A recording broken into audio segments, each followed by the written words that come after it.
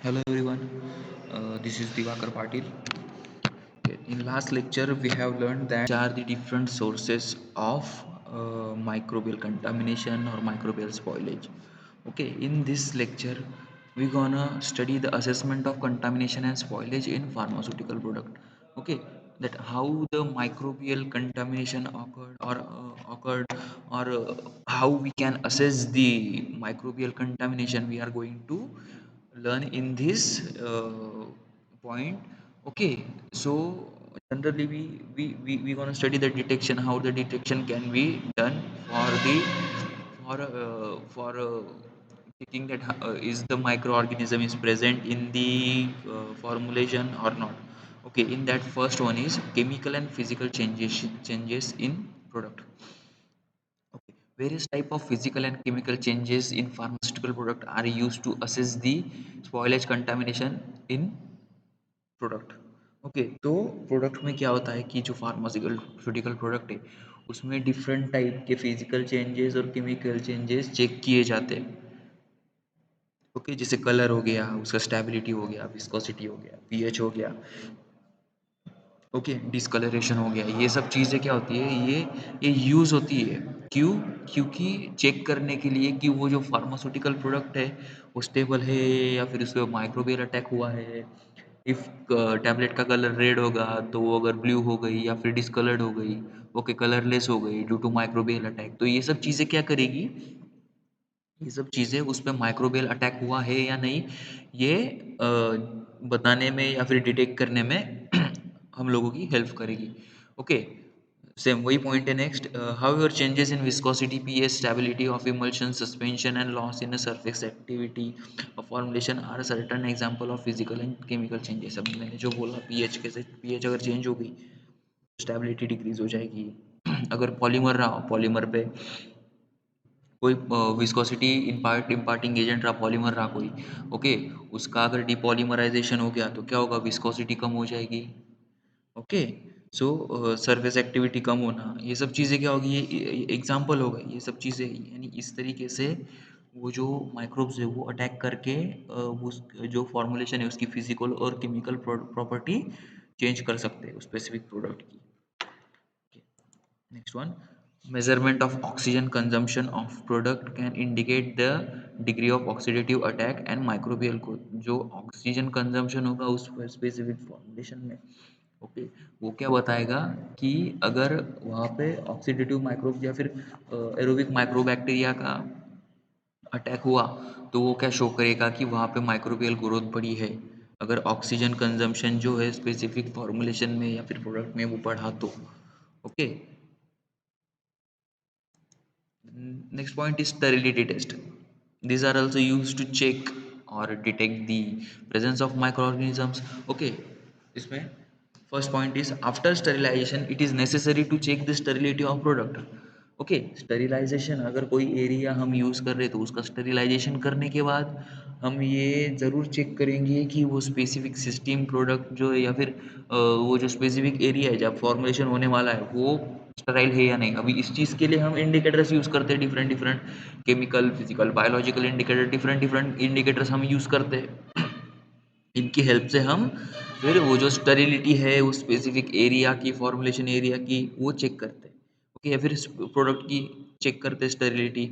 Okay, दस required required to carry out sterility test for sterility test to check the viability from of microorganism in the sterile product। मतलब यही चीज़ अगर contamination हुआ रहेगा उस specific formulation का तो उसकी स्टेबिलिटी चेक करना इम्पॉर्टेंट है।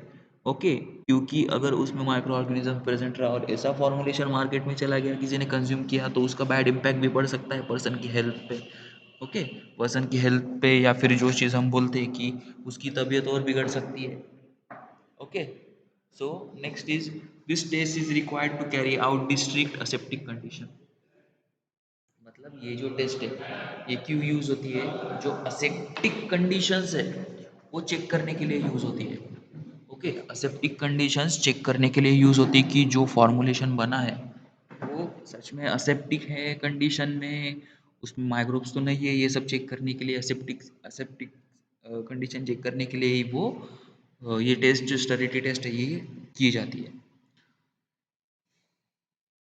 तो ये जो सिर्फ रिक्वायरमेंट रहेगी, जो भी स्टेरिलिटी टेस्ट करने के लिए जो इक्विपमेंट्स यूज़ होंगे, रिक्वायरमेंट्स जो यूज़ होंगी, ग्लासवेयर्स यूज़ होंगे, ओके, जो भी चीज़ें यूज़ होंगी, वो उसको भी सबसे पहले स्टेराइल करना इम्पोर्टेंट है, क्योंकि हमने लास्ट पॉइंट में देखा कि जो इक्विपमेंट्स होते हैं, ओके, इक्विपमेंट्स होते हैं, ओके, वो भी जो कंटामिनेशन है उसका सोर्स बन सकते हैं, ओके, उससे भी कंटामिनेशन हो सकता है। सो जो चीज़ें हम यूज़ करने वाले हैं स्टेरिलिटी टेस्ट के लिए, वो भी प्रीवियसली स्टेराइल होना इम्पॉर्टेंट है।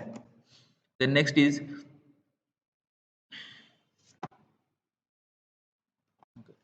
Even the cultural medias for aerobic and anaerobic and fungal growth are required to be make sterile. अभी हम जो कल्चर मीडियाज यूज करेंगे माइक्रोबियल ग्रोथ के लिए, थायोग्लाइकोलेट मीडिया हो गया, सोयाबीन के एसिड डाइजेस्ट मीडिया हो गया, ये सब मीडिया क्या है? ये मीडिया माइक्रोब्स की ग्रोथ देखने के लिए या फिर उनकी जो एक्टिविटी वो चेक करने के लिए यूज होते हैं।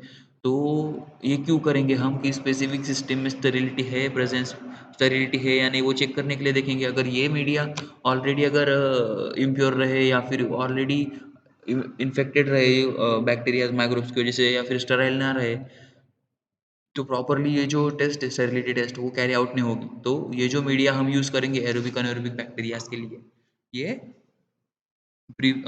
ऑलरेडी स्टेराइल होने चाहिए। तो प्रिंसिपल है स्टेरिलिटी टेस्ट का कि माइक्रो ऑर्गेनिजम्स और फंगस जो है, okay, are allowed to grow in a clear and transparent culture medias under the favourable condition in incubator. Incubator में जो माइक्रो ऑर्गेनिजम्स और फंगस है, ओके, वो कल्चर मीडिया में ग्रो करने करते हैं, ओके, ग्रो करते हैं, ओके।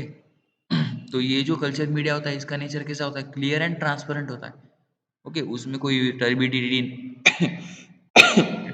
नहीं होती है, इम्प्यूरिटी नहीं होती है, वो क्लियर होता है और ट्रांसपेरेंट होता है, स्टेराइल भी होता है, ओके। तो इसमें माइक्रोब्स डाल के फिर उसको या फिर सैंपल कलेक्ट करके इसको इंक्यूबेटर में रखा जाता है। If the growth occurs then the growth is indicated by turbidity of medium।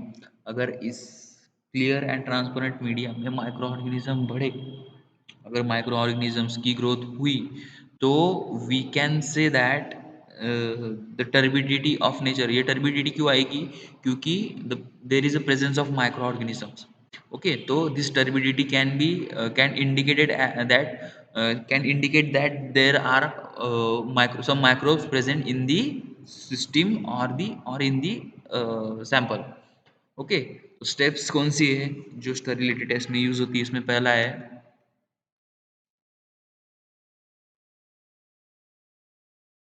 Okay, first step is selection of sample from batch और लॉट ऑफ फॉर्मुलेशन, ओके। जो भी बैच हमें स्टेरिलिटी के लिए चेक करनी है उसमें से एक सैंपल निकालेंगे, ओके, जो पूरी बैच को रिप्रेजेंट करेगा, जो पूरी बैच को रिप्रेजेंट करेगा।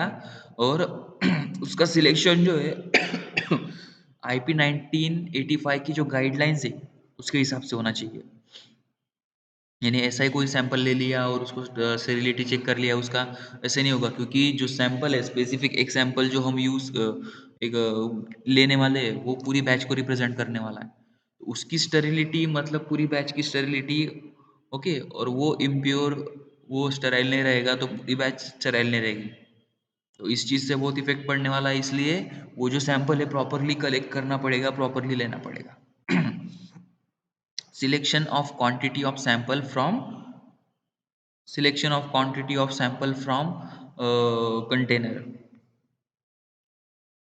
तो जो भी कंटेनर रहेगा उससे जो हम क्वांटिटी लेंगे, quantity selection mainly depends on weight and volume of container. जो भी कंटेनर लेंगे हम उसके हिसाब से वो जो सैंपल है उसकी क्वांटिटी लेनी पड़ेगी, ओके, उसके हिसाब से वो सैंपल की क्वांटिटी लेनी पड़ेगी। अभी अभी ये जो क्वांटिटी या फिर ये जो सैंपल सिलेक्शन होगा वो भी according to guidelines of IP 1985 की, अकॉर्डिंग टू 1985 के जो गाइडलाइंस है आईपी की, उसके हिसाब से होना चाहिए। Next is preparation of culture media. Preparation of culture media, two type of culture medias are used. दो टाइप के कल्चर मीडिया जो है वो यूज होते हैं। पहला होता है थायोग्लाइकोलेट मीडियम और दूसरा है सोयाबीन कैसिन मीडियम। तो थायोग्लाइकोलेट मीडिया जो है वो किसके लिए यूज होता है कि जो अनारोबिक बैक्टीरियाज होते हैं, अनारोबिक माइक्रो ऑर्गेनिजम्स होते हैं, ओके, ऐसे माइक्रो ऑर्गेनिजम्स जो ऑक्सीजन के अब्सेंस में भी जिंदा रह सकते हैं, ओके, ऑक्सीजन के अब्सेंस में भी जिंदा रह सकते हैं, ऐसे माइक्रोब्स को बोलते हैं हम अनारोबिक माइक्रो ऑर्गेनिजम्स। तो ये माइक्रो ऑर्गेनिजम्स का कल्टीवेशन करने के लिए हम थायोग्लाइकोलेट मीडिया यूज करते हैं, ओके। और सोयाबीन कैसिन मीडियम क्यों यूज़ करते हैं? सोयाबीन कैसिन मीडिया जो है वो एरोबिक माइक्रो ऑर्गेनिजम्स और फंगस जो होते हैं उनकी ग्रोथ देखने के लिए, कल्टीवेशन करने के लिए हम सोयाबीन कैसिन मीडियम यूज़ करते हैं, ओके। अभी soybean casein medium anaerobic bacteria के लिए यूज करते हैं, ओके।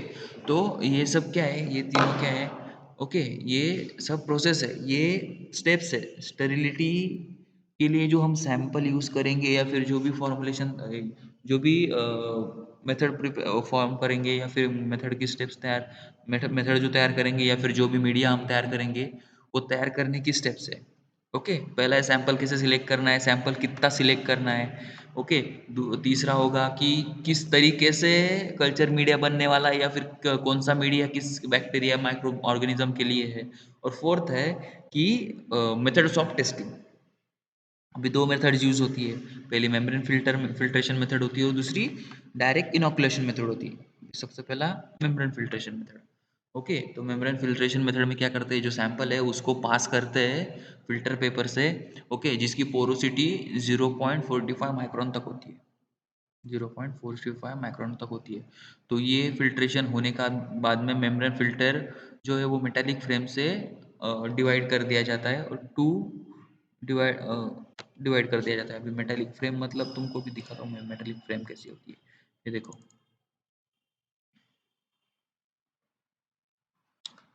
इस तरीके से मेथड होती है। ये जो है वो मेटालिक फ्रेम है, ओके, मेटालिक फ्रेम है। यहाँ पे फिल्टर पेपर लगाया जाता है, ये देखो ये, ओके, फिल्टर पेपर, ओके। और यहाँ से फिर यहाँ से अंदर से सॉल्यूशन डाला जाता है जो यहाँ से पास होता है, फिर वो फिल्टर आउट होता है यहाँ पे, ओके। और फिर यहाँ पे जो मीडिया रहेगा ग्रोथ ऑफ, यहाँ पे ग्रोथ देखेंगे, इंक्यूबेट करेंगे इसको और इसकी मेम्ब्रेन फिल्टर की ग्रोथ देखेंगे। या फिर उसके ऊपर जो माइक्रोब्स अगर अटक कर गए होंगे या फिर जो माइक्रोब्स प्रेजेंट होंगे उनकी ग्रोथ देखेंगे हम 24 to 48 आवर उनको इंक्यूबेट करके इंक्यूबेटर में, ओके, ओके। तो फिर ये जो अभी दिखाया मैंने जो मेटालिक फ्रेम था, ये मेटालिक फ्रेम, ये मेटालिक फ्रेम से सेपरेट कर देना। ये दो पार्ट तैयार हो गए, ये नीचे का एक, ये नीचे का एक पार्ट, ये ऊपर का एक पार्ट, ओके। ये मेटालिक फ्रेम से फिल्टर पेपर, ये जो फिल्टर पेपर है वो सेपरेट करना है, जिससे ये दो पार्ट्स तैयार हो जाएंगे, okay. One half is added in 100 ml of solution thioglycolic media, okay, and second half is added into 100 ml of sterile soybean casein media.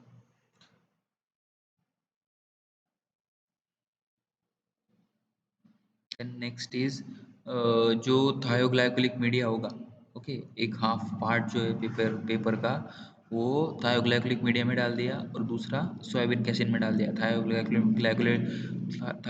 Media में क्यों डाला, क्योंकि हमको एरोबिक बैक्टीरिया प्रेजेंट है क्या वो देखना है, अनएरोबिक बैक्टीरिया प्रेजेंट है क्या वो देखना है। और सोयाबीन कैसिन में क्यों डाला, क्योंकि वहाँ पे अगर एरोबिक बैक्टीरिया प्रेजेंट रहे तो वो चेक होगा। यानी दोनों चेक करने के लिए हमने आधा आधा पार्ट कर दिया पेपर का और उसको मीडिया में डाल दिया, ओके। तो जो थायोग्लाइकोलेट का पार्ट होगा वो 7 दिन के लिए इंक्यूबेट करना पड़ेगा 20 to 25 डिग्री सेल्सियस तक, ओके।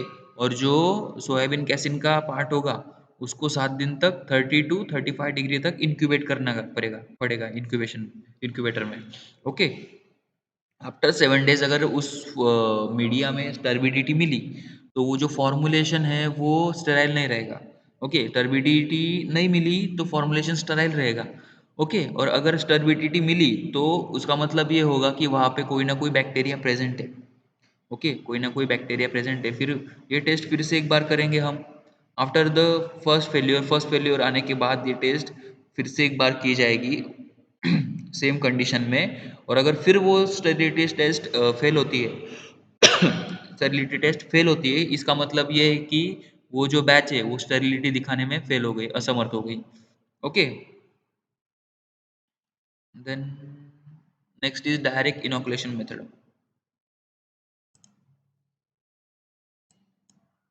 Direct inoculation method.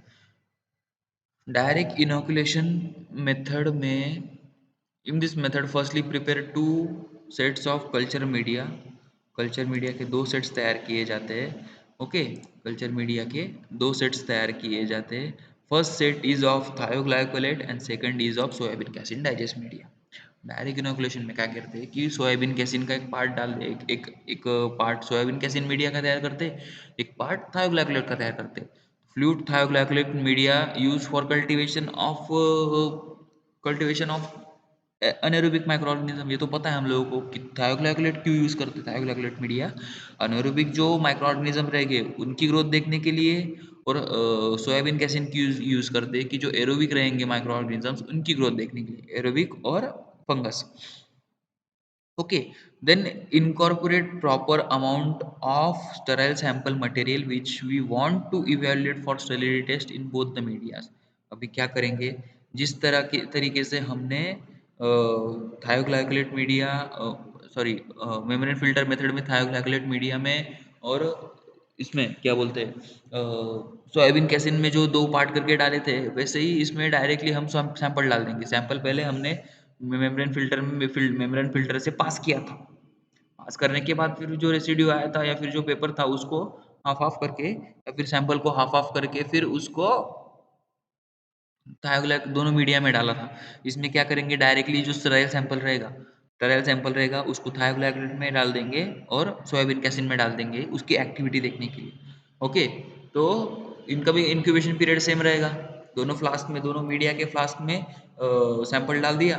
उसके बाद में थायोग्लाइकोलेट जो मीडिया है उसको 7 दिन तक 20 से 25 डिग्री सेल्सियस तक हम इंक्यूबेट करेंगे. और उसके बाद में सोयाबीन कैसिन मीडिया में स्टेराइल सैंपल डाल देंगे और 7 दिन के लिए उसे 30 से 35 डिग्री तक हम इंक्यूबेट करेंगे. ओके, ये करने के बाद 7 दिन के बाद हम क्या करेंगे, दोनों फ्लास्क निकालेंगे और उसकी टर्बिडिटी चेक करेंगे. अगर फ्लास्क में टर्बिडिटी नहीं रही, इसका मतलब ये है कि जो सोयाबीन कैसिन, सॉरी, जो भी मीडिया है, थायोग्लाइकोलेट हो या फिर सोयाबीन कैसिन हो, जो भी मीडिया है वो स्टराइल है. और इन केस अगर फ्लास्क में टर्बिडिटी रही, मतलब जो जो हमने सैंपल टेस्ट किया है वो टर्बिड है. टर्बिड इन द सेंस उसमें माइक्रोजन्स पायरोजन्स प्रेजेंट है. ओके, माइक्रो ऑर्गेनिजम्स प्रेजेंट है. ओके, तो ये क्या शो करता है डायरेक्ट इनोकुलेशन में, डायरेक्टली हमने सैंपल पोर किया और फिर चेक किया उसको टर्बिडिटी के लिए. अगर टर्बिडिटी मिली तो सैंपल इम्प्योर मतलब अनस्टराइल, और टर्बिडिटी नहीं मिली मतलब सैंपल प्योर मतलब स्टराइल.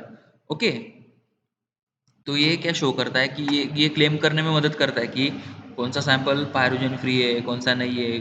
ओके, तो next is microbial limit test. Okay, sterility test तुमको समझा होगा. स्टेरिलिटी में दो टाइप्स आते हैं, दो टेस्ट आती है, माइक्रो मेम्ब्रेन फिल्टर और direct inoculation. With third point है माइक्रोबियल लिमिट टेस्ट. इस चीज़ का डिटेक्शन, ये इस पॉइंट का डिटेक्शन ऑफ माइक्रो ऑर्गेनिजम्स और assessment of contamination and spoilage in the pharmaceutical product. इस पॉइंट का हमारा ये तीसरा टाइप है, तीसरा पॉइंट है. इस मेन पॉइंट का तीसरा सब पॉइंट है अपना. ओके, फर्स्ट क्या है, केमिकल एंड फिजिकल चेंजेस. दूसरा है स्टेरिलिटी टेस्ट. और तीसरा है माइक्रोबियल लिमिट टेस्ट. ओके, इसमें फर्स्ट पॉइंट है, this test is basically perform for qualitative and quantitative estimation of micro organisms. ये टेस्ट जो है क्यों परफॉर्म करते हैं कि माइक्रो ऑर्गेनिज्म जो है उसका क्वालिटेटिव और क्वांटिटेटिव कितनी इफिकसी. क्वालिटेटिव मतलब क्या, क्वालिटेटिव माइक्रो ऑर्गेनिज्म मतलब क्या, इनकी कितनी इफिकसी. अगर छोटी अमाउंट, कल मैंने बोला था सूडोमोनास अगर किसी फॉर्मुलेशन में प्रेजेंट रहे और उसके साथ में माइक्रोबियल स्पोर्स प्रेजेंट रहे, ओके, बैक्टीरिया फंगस के स्पोर्स प्रेजेंट रहे, तो सूडोमोनास की कम अमाउंट भी रही तो वो पूरे फॉर्मुलेशन को खराब कर सकता है. तो वही quantitative stimulation, qualitative stimulation of estimation of micro organism मतलब क्या कि माइक्रो ऑर्गेनिज्म कम भी रहे तो उनकी जो कम क्वांटिटी भी है तो वो कितना हार्म कर सकती है फॉर्मुलेशन को, ये चेक करना। क्वालिटेटिव, क्वालिटी कैसी है, क्वांटिटी अमाउंट कितनी है, क्वालिटी कैसी है, अगर कम भी रहा तो कितना हार्म कर सकता है, ज़्यादा भी रहा तो कितना हार्म कर सकता है, ये सब चेक करने के लिए क्वालिटी और क्वांटिटी देखने के लिए माइक्रो ऑर्गेनिज्म की ये जो माइक्रोबियल लिमिट टेस्ट है ये की जाती है। Okay, next is this test is performed for the estimation of total viable count of microorganism in given sample material. अभी जो भी सैंपल मटेरियल होगा उसमें total amount of viable count of micro organism कितना है, टोटल अमाउंट कितना है micro organism का, ये चेक करने के लिए माइक्रोबियल लिमिट टेस्ट यूज होती है।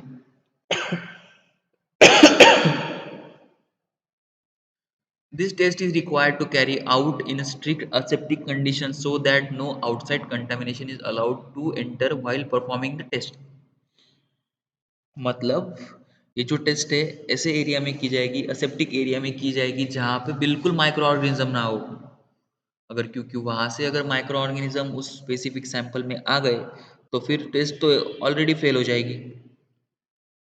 ओके, आउटर कंटामिनेशन होगा तो प्रॉपर टेस्ट क्या है या फिर माइक्रोबियल लिमिट क्या है वहाँ पे, या फिर वो सैंपल सच में माइक्रोब्स भी है या उसमें कंटामिनेशन है, ये चेक करना इम्पॉसिबल हो जाएगा। ओके, हार्ड हो जाएगा। In this test the sample material over which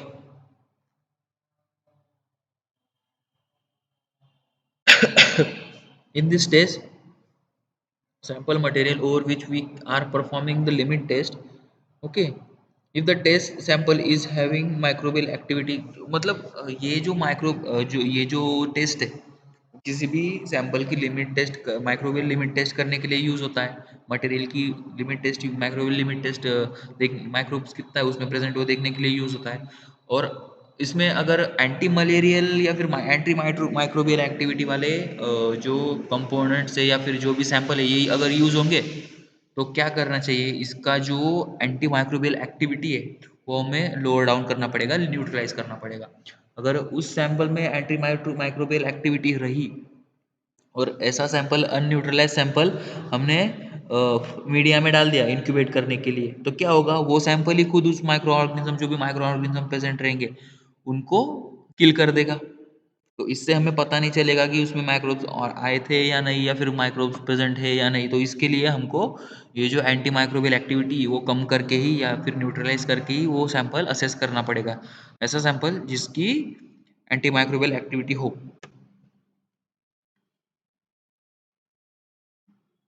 Next, this test of antimicrobial limit test is applicable only for the estimation of aerobic microorganism and fungus and not for anaerobic microorganism। अभी ये जो microbial limit test है ये सिर्फ aerobic microorganisms के लिए, aerobic microorganisms और fungus के लिए। ओके, यानी अनएरोबिक माइक्रोऑर्गेनिजम्स का डिटेक्शन हम इस मेथड से नहीं कर सकते, तो स्पेशली एरोबिक माइक्रोऑर्गेनिज्म इस टेस्ट से डिटेक्ट किए जाते हैं। ओके, तो इस चीज की और चार अलग अलग मेथड्स है। Okay, membrane filtration method, pour plate method, split plate method, serial dilution method. Okay, तो इस टेस्ट की ये और चार मेथड है जिससे हम पता लगा सकते हैं कि माइक्रोबियल टेस्ट कैसे होगी या फिर जो भी टेस्ट है स्पेसिफिक। ओके, ये जो स्पेसिफिक टेस्ट है ओके ये क्या शो करेगी, किस माइक्रोब्स का प्रेजेंट दिखाएगी, ये हम स्टडी करेंगे। उसमें अभी सबसे पहले आता है कि इसमें ये सब टेस्ट में सैंपल कैसे बनाते हैं। सैंपल कैसे बनाते हैं, अभी सपोज लिक्विड सैंपल रहा या फिर सॉलिड सैंपल रहा तो कैसे बनाएंगे। तो लिक्विड सैंपल के लिए 10 ml लिक्विड लेना पड़ेगा और 10 ग्राम ऑफ सॉलिड सैंपल लेना पड़ेगा। ओके, दोनों लेके फिर फॉस्फेट बफर में डाल देंगे 7.2 pH वाले फॉस्फेट बफर को हम प्रिपेयर करेंगे। फिर उस फॉस्फेट बफर में ये जो 10 ml का लिक्विड सैंपल है या फिर सॉलिड सैंपल है जो भी हमें टेस्टिफाई करना है उसको लेंगे और उस मीडियम में डाल देंगे। तो इससे क्या होगा कि सैंपल तैयार हो जाएगा। Anti sorry microbial limit test का जो सैंपल तैयार हो जाएगा किसके लिए, ऐसे सैंपल जो सॉलिड फॉर्म में और लिक्विड फॉर्म में है और उनको हमें टेस्ट करना है। फिर सेकंड आता है इनसोल्यूबल सॉलिड सैंपल्स। अभी ऊपर हमने जो देखा सोल्यूबल सॉलिड सैंपल्स और सोल्यूबल लिक्विड सैंपल्स, इनका 10 10 ml का 10 ml का लिक्विड सैंपल का अमाउंट या फिर 10 ml का, सॉरी 10 ग्राम का सॉलिड सैंपल का अमाउंट लेंगे, फॉस्फेट बफर में डाल देंगे और इसका सॉल्यूशन तैयार हो जाएगा। वो हम माइक्रोबियल टेस्ट के लिए असेस करेंगे। ओके। देन अगर सैंपल इंसोल्यूबल रहा या फिर solid sample insoluble solid sample रहा तो इसमें हम क्या करेंगे, 10 gram of solid insoluble sample जो है वो लेंगे। ओके। उसके फाइन पार्टिकल्स कर देंगे, ग्राउंड कर देंगे, एक तो उसको वाटर प्रेशर में करेंगे या फिर मिक्सर में कर देंगे उसको बारीक, यानी फाइन पार्टिकल्स तैयार कर देंगे। ओके। और फिर उसको 100 ml of phosphate vapour solution में सस्पेंड कर देंगे। उसको डिसॉल्व तो नहीं होगा वो, क्योंकि वो इंसोल्यूबल है। ओके, इंसोल्यूबल है, तो उसको सस्पेंड कर देंगे हम फॉस्फेट बफर सॉल्यूशन में, मतलब ऐड कर देंगे। Okay. Finally add appropriate surfactant like polysorbate 80 in above mixture to have a uniform suspension. मतलब ये जो सॉल्यूशन हमने तैयार किया इंसोल्यूबल इंसोल्यूबल सैंपल का, ओके, जिसको हमने सस्पेंड किया है, तो उसमें क्या करेंगे, सरफेक्टेंट भी ऐड कर देंगे सर, सॉल्युबिलिटी इम्पार्ट करने के लिए। फिर वो जो सस्पेंशन है उसको यूनिफॉर्म करने के लिए उसमें सरफेक्टेंट डाल देंगे। तो वो जो सरफेक्टेंट हम यूज करेंगे वो होगा पॉलीसॉर्बेट। पॉलीसॉर्बेट जो सरफेक्टेंट है वो यूज होगा, उसको हम ऐड कर देंगे और उससे क्या होगा, यूनिफॉर्म सस्पेंशन तैयार हो जाएगा। ओके। तो ये जो सस्पेंशन तैयार होगा फाइनली, उसको हम एज अ उसको हम क्या यूज करेंगे, as a sample for testing the insoluble solid samples. Okay. The next is for oily and fatty insoluble substances. Oily और फैटी इनसॉल्युबल सब्सटेंस के लिए हम ये टेस्ट कैसे करने वाले हैं, या फिर ये टेस्ट के लिए सैंपल कैसे तैयार करने वाले हैं, वो हम देखेंगे। तो इसमें क्या करेंगे, 10 ग्राम और 10 ml ऑफ ऑयल या फिर फैटी इंसोल्यूबल सैंपल जो है वो लेंगे, उसको इमल्सीफाई करेंगे 100 ml of phosphate buffer solution में। 10 ml of sample 100 ml of sorry 10 ml of ये जो जो भी सब्सटेंस रहेगा, ये वेरीफाई करना है या फिर माइक्रोबियल लिमिट टेस्ट के लिए जो सब्जेक्ट करना होगा, वो 10 ml ऑफ सैंपल लेंगे हम, 10 ml या फिर 10 ग्राम का सैंपल लेंगे जो कि ऑयल और फैट का होगा, और उसको इमल्सीफाई कर देंगे, उसको ऐड कर देंगे फॉस्फेट बफर सॉल्यूशन में जो कि पीएच 7.2 वाला होगा। ओके। तो ये जो मिक्सचर तैयार होगा, ये जो सिस्टम तैयार होगा, इसमें क्या करेंगे हम, सरफेक्टेंट ऐड कर देंगे। तो वो जो सरफेक्टेंट होगा वो पॉलीसॉर्बेट 20 भी हो सकता है, ले सकते हैं, या फिर पॉलीसॉर्बेट 80 भी ले सकते हैं। तो इसको अगर ऐड कर दिया तो क्या होगा कि यूनिफॉर्म इमल्शन तैयार हो जाएगा। और फिर ये यूनिफॉर्म इमल्शन तैयार होने के बाद में यूनिफॉर्म इमल्शन तैयार होने के बाद में हम क्या करेंगे, उसको टेस्ट करेंगे एंटी माइक्रोबियल टेस्ट के लिए। लेकिन एक चीज़ याद रखना कि एंटी माइक्रोबियल टेस्ट के लिए जो भी सैंपल होगा, एंटी माइक्रोबियल अगर सैंपल रहा तो उसको हम क्या करेंगे, उसको न्यूट्रलाइज कर देंगे। सबसे पहली बात, ये मेन पॉइंट है, ये याद रखना। अगर माइक्रोबियल लिमिट टेस्ट के लिए जाना है तो जो सैंपल है वो न्यूट्रलाइज हो। ओके, उसमें एंटी माइक्रोबियल एक्टिविटी ना हो। अगर एंटी माइक्रोबियल एक्टिविटी रही तो वो क्या करेगा, खुद ही जो मीडियम में सैंपल्स या फिर माइक्रोब जो तैयार होंगे उनको किल कर देगा। ओके। तो ये मेथड डेवलप करके या फिर ये जो फॉर्मुलेशन, ये जो टेस्ट है ये करके भी कोई यूज़ नहीं रहेगा। Okay, so we'll end with this point here, and in next lecture we gonna study about the methods of microbial limit test. अभी ये जो मैंने 4 मेथड्स बताई थी, membrane filtration method, pour plate method, spread plate method, serial dilation method, ये जो method है वो हम कैसे बनाते हैं, या फिर कैसे इन सब ये जो सब सैंपल है, soluble liquid sample, soluble solid sample, insoluble solid samples, fatty oil and fatty and oil insoluble samples, ये जो सैंपल्स है इनको टेस्ट कैसे करते हैं ये हम चेक करेंगे। ओके, सो नेक्स्ट टाइम हम नेक्स्ट लेक्चर में हम ये मेथड देखेंगे। Okay, so we gonna stop here now.